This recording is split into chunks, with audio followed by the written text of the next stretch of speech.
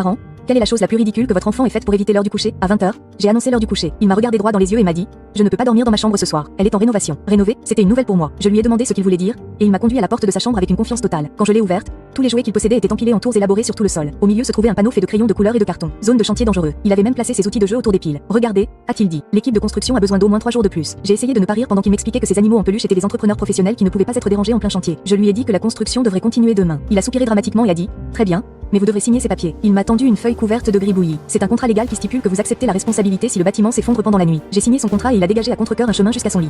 Le lendemain matin, je l'ai trouvé endormi par terre, entouré de jouets. Quand je lui ai demandé pourquoi il n'était pas au lit, il m'a montré un autre écriteau au crayon sur son oreiller. Fermé pour réparation. Le plus impressionnant, c'est qu'il avait réglé son réveil à 5h30 pour se lever et faire l'écriteau avant que je ne me réveille. Je ne pouvais même pas être en colère. Son engagement était trop impressionnant. Maintenant, chaque fois qu'il ne veut pas faire quelque chose, il déclare simplement que cette zone est en rénovation. Ces légumes. Désolé, cette partie de mon assiette est en rénovation. L'heure du bain. La baignoire est en travaux.